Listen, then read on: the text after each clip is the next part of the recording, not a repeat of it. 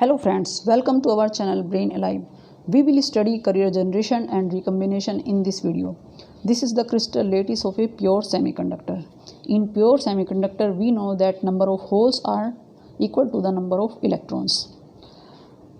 When temperature is increased, say at room temperature, some of the electrons gain enough energy.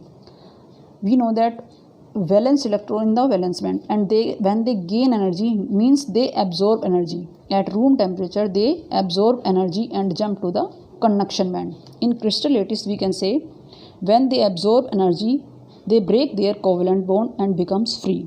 From where they are detached, a hole is created. So when a covalent bond is broken, a electron and a hole is created. So we can say electrons and holes are generated in pairs. Now these free electrons move randomly in the crystal lattice, means they are moving in the conduction band freely. When they move in the crystal lattice freely, there is always a possibility that they encounter with holes. When they encounter with holes, they may recombine to re-establish their covalent bond. In this process of recombination, a certain amount of energy is released, means electrons falls back into the conduction band and combine with the hole.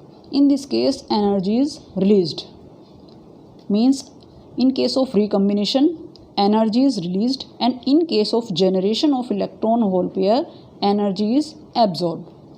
Now this released energy may be absorbed by some other electrons in the valence band, and when they get energy they also break their covalent bond, and when they break their covalent bond some more electron hole pair is generated. So we can say generation and recombination of electrons and holes takes place simultaneously. The recombination rate is directly proportional to the concentration of holes and electrons.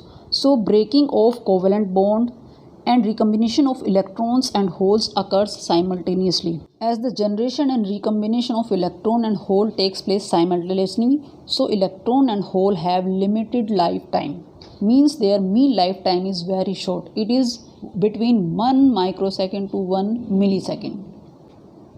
Now we will see the effect of temperature. At a particular temperature, the concentration of electrons and holes remains fixed, means a rate of generation of electron hole pair is equal to the rate of recombination of electron hole pair. So it will be fixed at a particular temperature. When we increase the temperature, more covalent bonds are broken. So more electrons becomes free and they combine with their counterparts, means holes. So when we increase the temperature, rate of generation and also the recombination increases.